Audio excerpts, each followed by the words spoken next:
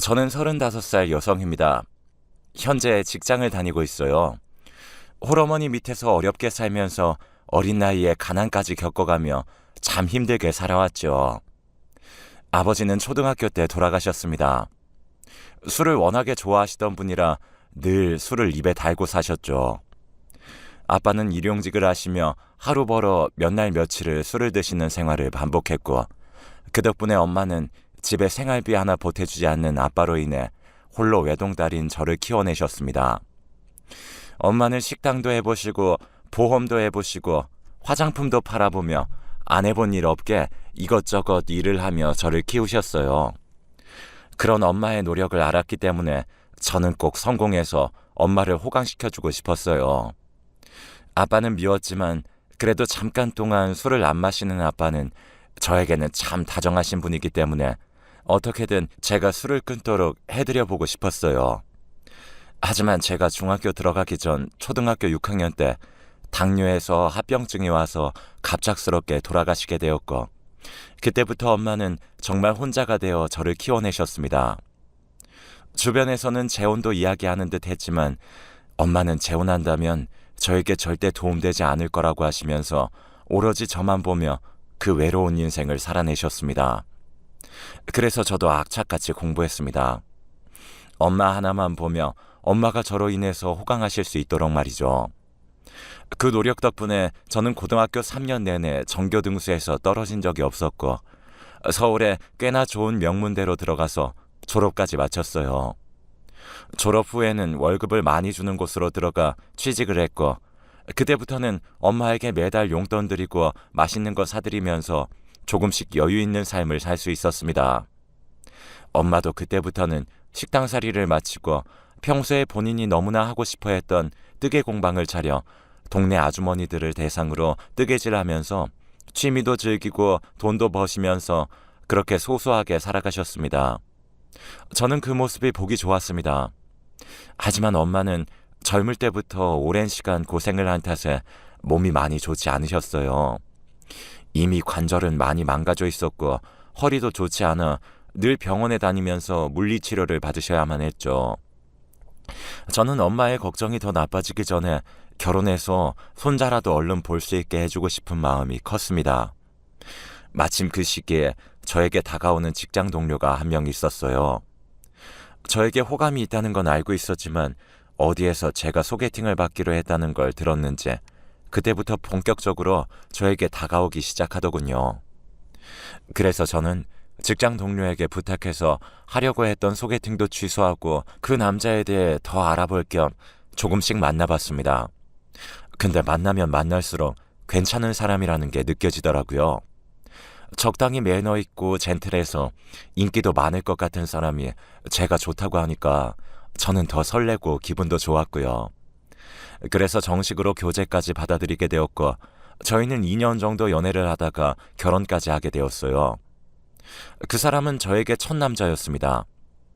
그동안은 공부한다고 일한다고 누구도 만날 수가 없었는데 직장에서 안정적인 생활을 얻고 나니 여유가 생겨 만나게 된 사람과 한 번에 결혼까지 하게 된 거였어요. 결혼 후 이 사람은 역시나 저에게 잘해주더군요. 자상한 남편이었습니다. 하지만 남편보다도 더 좋았던 건 저희 시어머니였어요. 저희 시어머니 역시 남편을 젊어서 잃고 저희 남편을 어렵게 키우셨어요. 저희 남편은 밑으로 남동생이 하나 있었는데 그 둘을 키우느라고 더 많은 고생을 하셨죠. 특히나 저희 도련님은 망나니 기질이 있어 늘 술을 마시고 사고치고 다니는 게 일상이었습니다. 그것 때문에 남편과 연애를 할 때도 남동생이 사고친 거 수습하는 모습을 본 게 한두 번이 아니었고요. 제 남편도 지 동생이라면 치가 떨린다고 그럴 정도니 시어머니는 얼마나 더 힘들게 키우셨겠어요. 그래서 그런지 저희 엄마와 처음 상견례 자리에서부터 많이 통하시는 것 같더라고요. 서로의 아픔을 잘 알기도 하고 워낙에 두 분 다 말씀이 없으시고 조용하신 분들이라 그런지 그런 성품들이 잘 맞는 듯 했어요. 어느 날 보니까 저희 엄마 공방에 시어머니가 놀러와서 같이 뜨개질을 하고 계시더라고요. 어머, 어머니, 여기까지 어쩐 일이세요? 저 보러 오신 거예요? 아니, 내가 널 보러 사돈 뜨개방에 왜 오니? 당연히 사돈 뵈러 왔지. 나 이 뜨개질 태어나서 처음 해보는데 왜 이렇게 재밌니? 사돈께서 참 잘 가르쳐 주셔서 요즘 여기에 재미 붙였어. 앞으로 종종 올 거니까 나봐도 내쫓지 마라. 아이, 어머니, 당연하죠. 얼마든지 오세요. 오셔서 저희 엄마랑 같이 서로 말동무도 하시고 잘 지내시면 저희가 더 좋죠. 두 분의 사이는 저와 남편이 봐도 참 좋아 보였습니다. 서로에게 좋은 친구가 생긴 것 같아 저는 많이 뿌듯했어요. 하지만 그 뿌듯함도 오래가지 못했습니다. 얼마 뒤 저에게 청천벽력 같은 소리가 들려왔거든요. 저는 그때 한창 직장에서 일을 하고 있을 때였어요. 업무 시기적으로도 많이 바쁜 때였기 때문에 이리저리 뛰어다니느라 주변을 돌아볼 새가 없었어요. 그래서 늘 전화도 진동으로 해놓고 받지 못하던 때가 태반이었죠. 그날도 마찬가지였습니다. 저는 전화기를 진동으로 돌려놓고 열심히 일을 하고 있었어요. 저나 남편이나 같은 회사였기 때문에 서로 둘 다 바쁜 건 매 한 가지였습니다. 서로 일을 하느라 핸드폰으로 연락을 받지 못하고 있던 상황에서 겨우 급한 일을 하나 맞춰놓고 저는 잠깐 숨을 돌릴 겸 핸드폰을 봤습니다. 그런데 모르는 번호로 부재중 전화가 3번이나 와 있었고 나머지는 저희 시어머니에게서 전화가 10통이 넘게 와 있었어요.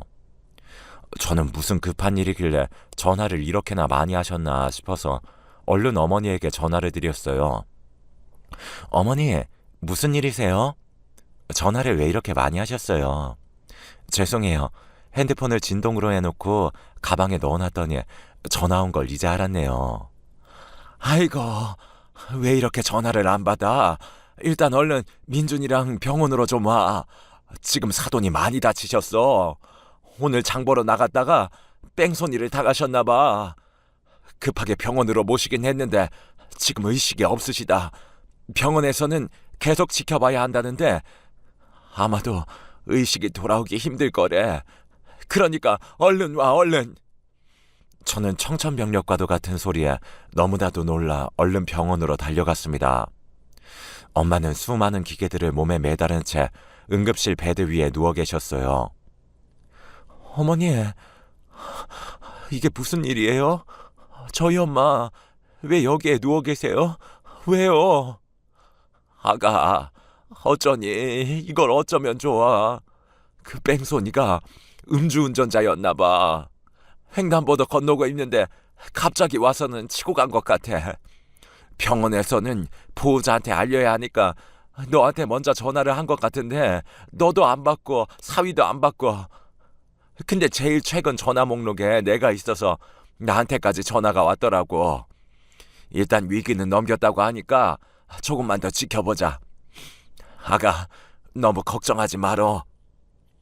저는 시어머니의 소리가 귀에 들려오지 않았습니다.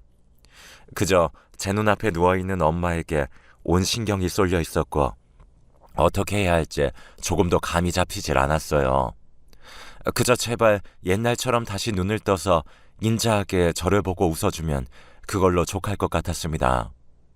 하지만 그것마저도 저에게는 큰 기대였어요.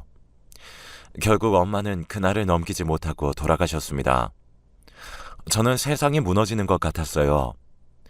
남편도 있었고 시어머니도 있었지만 세상에 아무런 조건 없이 날 사랑해주는 우리 엄마가 사라져버리니 모든 것을 다 잃은 것만 같았죠. 저는 그날 이후로 거의 정상적인 생활을 할 수가 없었습니다. 엄마를 잃었다는 슬픔이 너무나도 커서 삶의 의욕이 다 사라져버린 듯 했어요. 그때마다 저를 돌봐주신 건 저희 시어머니였어요. 아가, 자꾸 이렇게 밥도 안 먹고 멍하니 있으면 사돈도 하늘에서 슬퍼하셔. 그러니까 제발 이 밥 좀 먹어보자. 괜찮아요, 어머니. 어머니 드세요. 저는 좀 쉬고 싶어요. 어머니는 계속해서 괜찮다고 하는 저를 보며 안타까워하셨어요. 그리고는 하루도 빠지지 않고 저희 집으로 찾아오셔서 온갖 반찬을 만들어주시며 저희 집 냉장고를 채워주셨고요. 그리고 손수 상까지 차리셔서 제가 먹을 때까지 옆을 지켜주셨습니다. 처음에는 저는 쳐다도 보지 않았어요.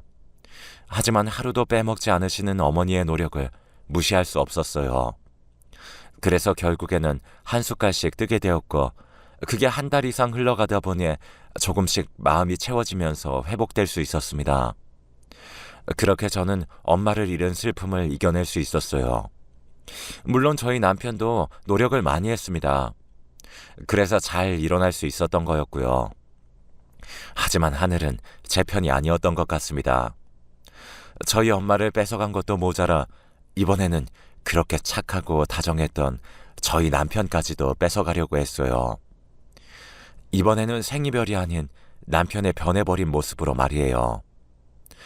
엄마가 돌아가신 뒤에 1년 정도가 흘렀습니다. 남편은 갑자기 돌연 저에게 오더니 일을 그만둬야겠다고 하는 거예요. 여보, 나 일 그만두려고. 혹시 희수 선배 기억나?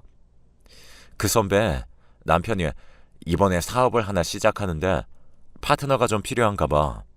근데 마침 무역일이래. 내 전공이 무역인 거 희수 선배가 잘 알고는 도와달라고 해서 같이 좀 해보려고. 아니, 갑자기 사업을? 당신 사업의 사자도 모르는 사람인데 갑자기 무슨 사업이야? 그래서 나 혼자 말고 파트너로 일을 해본다는 거잖아. 들어보니까 생각보다 수완이 괜찮을 것 같아. 요즘 우리나라 화장품이나 문화 콘텐츠들 많잖아. 그런 거 외국적으로 수출하면서 무역 시장 넓혀가려는 것 같은데 내가 잘해볼 수 있을 것 같아. 그러니까 당신이 응원해줘. 저는 남편의 이야기를 듣고 좀 의아하긴 했지만 그래도 남자이고 가장이라면 한 번쯤은 이런 도전을 해보는 것도 괜찮겠다 싶어서 실패를 하든 성공을 하든 일단은 해보라고 했어요. 하지만 그 일이 저희 남편을 앗아갈 것이라고 전혀 예상하지 못했습니다. 남편은 처음에는 신이 나서 일을 하기 시작하더군요. 얼마나 재미있게 일을 하는지 늘 콧노래가 남편의 입에서 떠나가질 않았어요.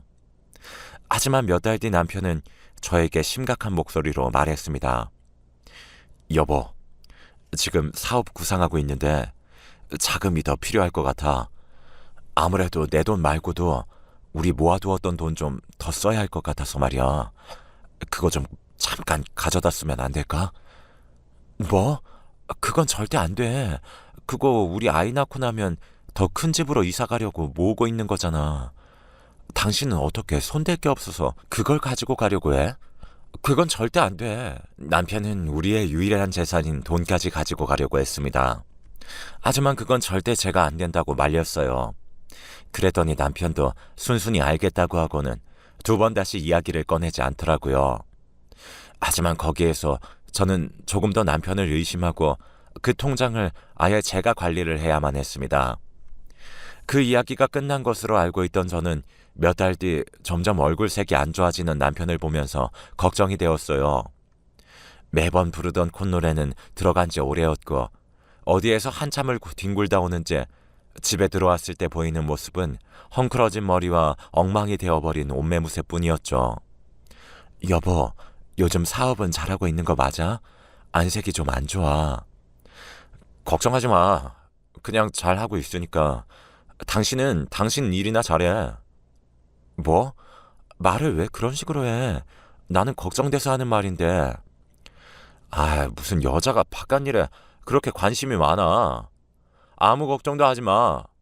그냥 내가 다 알아서 할 테니까.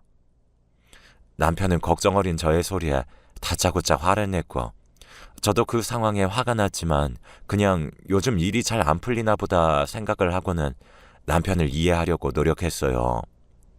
그래서 꾹 참고 아무 말 하지도 않았고요. 하지만 남편은 그 뒤로 점점 더 이상해져 갔습니다. 상황이 점점 더 악화가 되어 가고 있는지 이제는 집에 완전히 술이 떡이 된 채로 들어왔어요. 여보, 또 술 마셨어? 왜 이렇게 요즘 술을 마셔?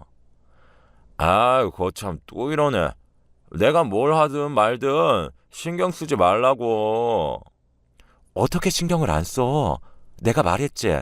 다른 건 다 해도 술은 안 된다고. 우리 아빠 술 때문에 우리 엄마 고생시키고 술 때문에 돌아가셨다고 얘기했잖아. 어디서 나를 니네 아빠랑 동급으로 취급해? 남편은 급기야 저에게 소리까지 지르기 시작했어요.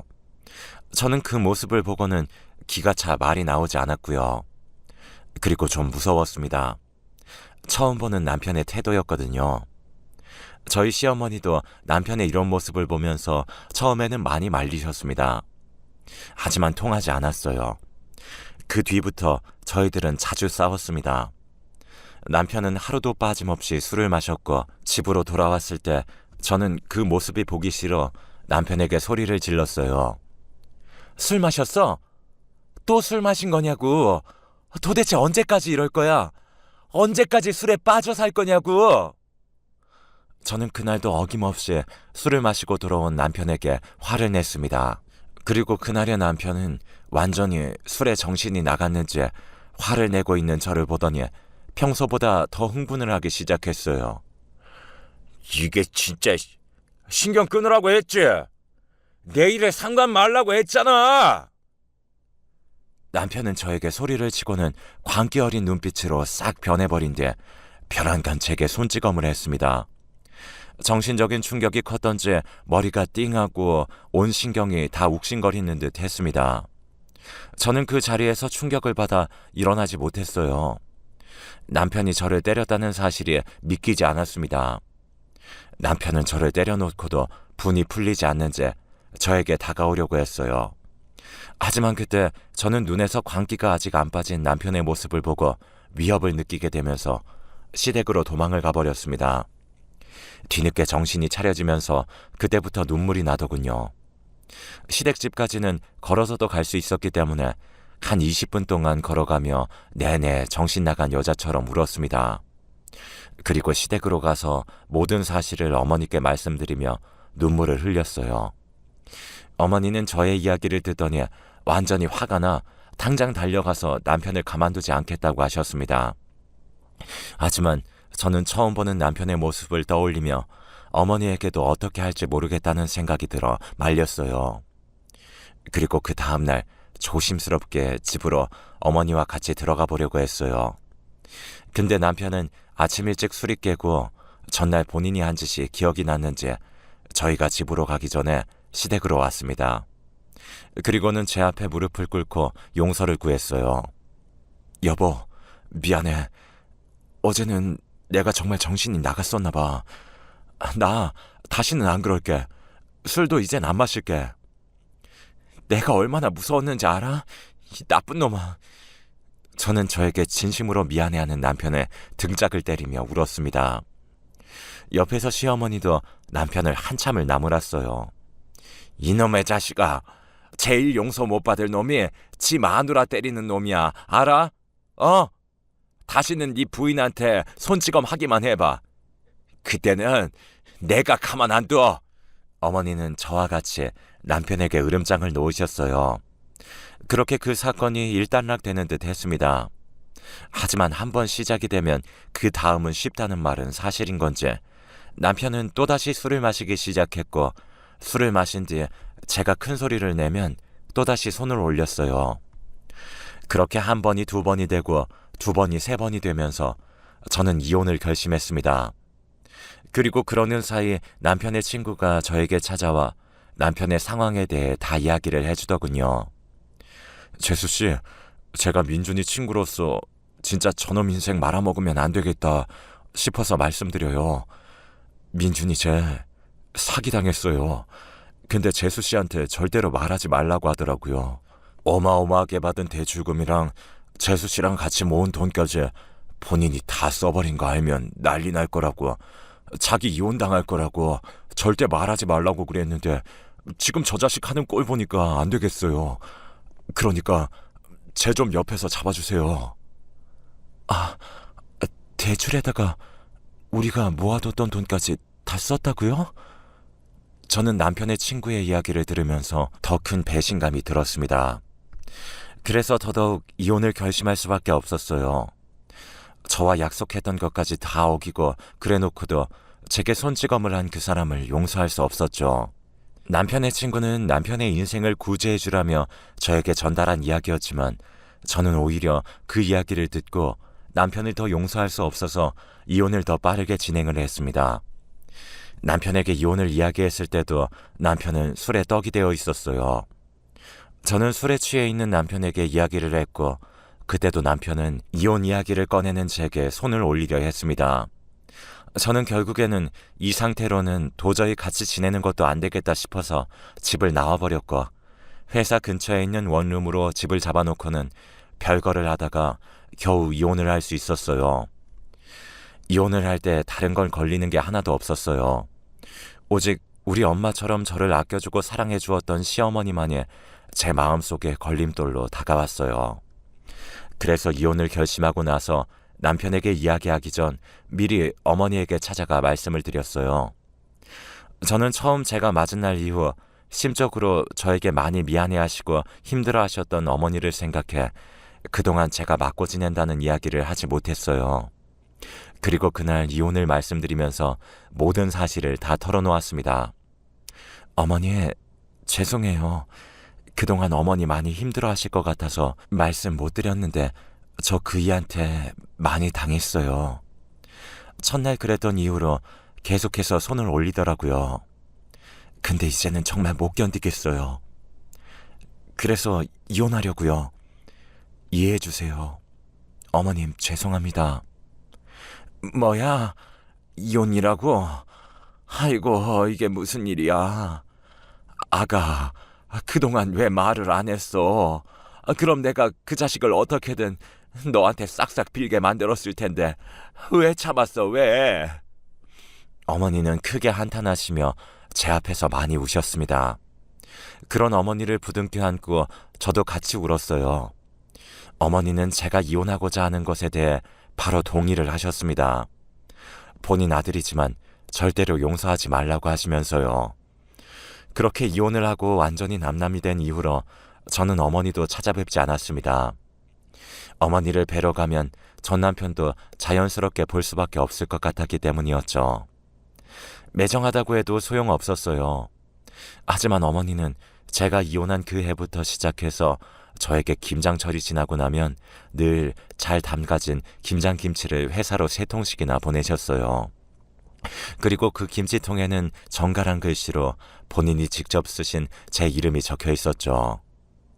저희 엄마가 돌아가시고 나서 또 무슨 큰일이 났을 때 연락 안 되는 걸 방지하기 위해 그때는 저희 회사와 위치, 번호까지 전부 다 알려드렸었는데 그걸 기억하시고는 계속해서 회사로 보내시는 듯 했어요. 저는 처음에는 그 김치를 다시 돌려보냈었습니다. 어머니 집 주소를 알았기 때문에 남편과 마주칠까 무서워 직접 가지 못하고 저도 택배로 그걸 돌려보냈었어요.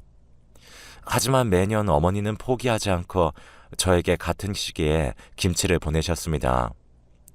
그 세월이 무려 7년이었어요. 저는 3년째까지도 다시 보냈지만 3년째에도 보내시는 걸 보면서 그때부터는 눈물을 흘리며 그 김치를 먹었습니다.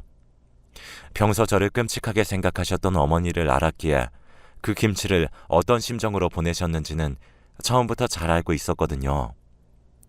하지만 더 매정하게 남편과의 연을 끊어내기 위해서 돌려보냈던 건데 혼자 사는 세월이 길어지면서 저도 외로웠던 터라 어머니가 보내주시는 김치가 저에게는 유일한 위로였습니다. 그래서 4번째 해부터는 그걸 그냥 받아서 먹었던 거예요. 그 뒤로 7년째가 되어 또 3통의 김치가 회사 앞으로 배달되었습니다. 저는 이번에는 김치를 받아들고는 큰 결심을 하게 되었어요. 제가 이혼을 할 때도 어머니의 나이가 적지 않으셨는데 7년이 지난 이맘때는 어머니의 나이가 벌써 70대 중반을 넘어가고 있을 때였고 김치를 혼자 담그시기에는 많이 힘드실 거라고 생각했기 때문이었죠. 그래서 이제 그만 보내셔도 된다고 그동안 감사했다고 인사를 드려야겠다는 생각이 들었습니다. 물론 여전히 저에게는 남편의 가정폭력에 대한 상처가 남아있었기 때문에 쉽사리 연락을 드리기가 어려웠지만 정말 큰 용기를 내서 제가 알고 있던 어머니의 번호로 전화를 걸었어요. 한참 신호음이 가고 나서 어머니께서 전화를 받으시더군요. 여보세요. 어머니, 저예요. 아가, 이혼한 뒤 번호를 바꾼 터라 어머니는 저인지도 모르고 받으셨을 텐데도 제가 어머니라고 부르는 소리 하나에 바로 제가 누구인지 알아보셨어요.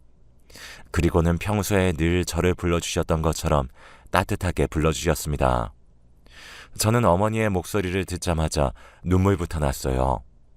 그리고는 용기를 내서 남편이 모르는 곳에서 뵙자고 말씀드렸고 저희는 회사와도 좀 떨어진 곳에서 만났습니다. 어머니, 나와주셔서 감사해요. 오시는데 힘들진 않으셨어요? 힘들기는 우리 아가가 보자고 하는데 와야지. 그래도 네가 택시 보내줘서 편하게 왔다. 다행이에요. 가실 때도 제가 택시 잡아드릴 테니까 꼭 그거 타고 들어가세요. 그래, 우리 아가. 하라는 대로 할게. 어머니의 대답을 끝으로 저희 둘 사이에 침묵이 있었습니다. 그리고 제가 먼저 입을 열었어요. 어머니, 그동안 김치 보내주신 거 잘 먹었어요. 맛있게 먹었어요. 정말 감사해요. 그랬어? 다행이다. 그래도 네가 평소에 내 김치 잘 먹었잖니. 그거 하나만 있어도 밥을 어찌나 뚝딱뚝딱 잘 먹어서 예뻤는지. 그때마다 애미 마음이 얼마나 기뻤는지 몰라. 그러셨어요? 어머니 음식은 늘 항상 다 맛있었어요. 그런데 어머니, 이제 안 보내셔도 돼요. 어머니 연세도 있으신데 김치 담그시는 거 힘드실 거 아니에요. 제가 용돈 보내드릴 테니까 이제 김장철마다 사서 드시고 저한테도 그만 보내세요. 그 말씀 드리려고 오늘 뵙자고 한 거예요. 뭐, 아니다. 담가 먹으면 될걸 뭐하러 사 먹니? 그리고 너한테도 보내지 말라니. 너한테 김치 보내는 게 나한테는 제일 큰 행복인데. 아니에요, 어머니. 저한테 그만 잘해주셔도 돼요. 제가 뭐라고요.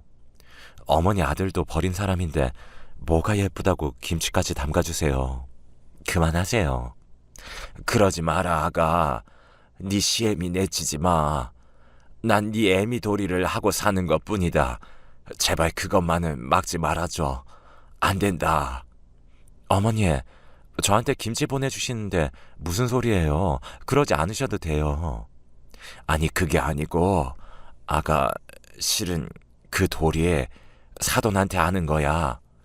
사돈이 살아계실 때 너네 결혼하고 얼마 안 돼서 둘째 녀석이 사고를 하나 크게 쳤었어.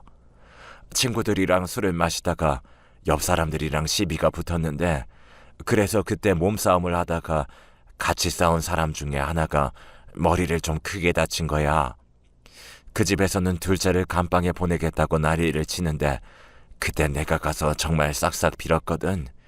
그런데 다행히도 그 다친 사람의 의식이 돌아왔고 회복도 잘 될 것 같다고 의사소견이 나왔어. 하지만 어쨌든 둘째 때문에 다친 건 맞으니까 그쪽에서는 보상하라고 난리를 치는데 합의금 2천만 원을 달라고 하더라고. 근데 너네 결혼시키고 그 큰돈이 나한테 없잖아.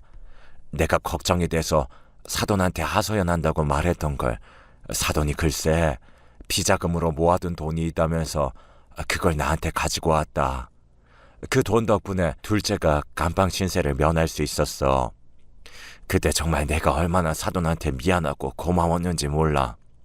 내가 눈물을 흘리며 이야기를 하니까 많은 사람 알아서 좋을 거 하나 없으니까 큰아들한테도 절대 말하지 말고 돈 받은 건 더더욱 너한테 말하지 말라고 하더라고. 그리고 정 고마우면은 너한테 잘해주라고 친딸이라 생각하고 혹여라도 본인이 세상에 없으면 자기 대신에 엄마 노릇 해주라면서 그렇게 이야기를 했었어. 근데 그게 진짜로 그렇게 되어버릴 줄은 몰랐던 거지. 우리 둘 다. 저는 어머니의 이야기를 들으면서 전혀 모르고 있었던 사실에 시어머니에 대한 죄송함과 엄마에 대한 그리움이 같이 오면서 마음이 찢어질 듯이 아팠습니다. 그래서 너희들이 이혼한다고 했을 때 내 마음이 참 아팠다. 그리고 너의 그 큰 아픔을 내가 모르고 있었다는 게 한이었어.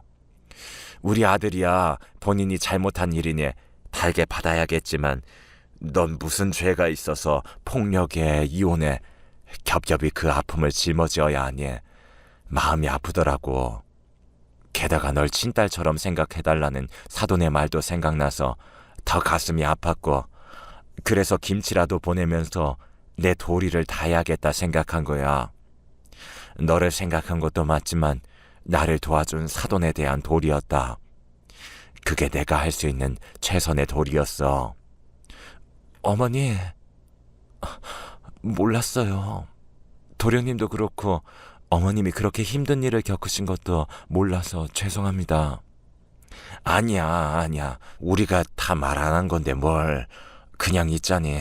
아가, 내가 보내주는 김치에 그것만 제발 그냥 받아줘.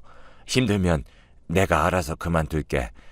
내가 할 수 있을 때까지는 너한테 뭐라도 할 수 있게 해줘. 네, 어머님. 그렇게 할게요. 어머니께서 보내주시면 저 맛있게 먹을게요. 저는 친정엄마와 시어머니의 깊은 사연을 듣고 차마 거절할 수가 없었어요. 그래서 어머니께서 보내주신 것들은 그대로 다 받기로 했고요. 대신에 저도 어머니에게 작게나마 용돈을 보내드리기로 했습니다. 그래야지만 저도 어머니에게 도리를 다하는 거라는 생각이 들었거든요.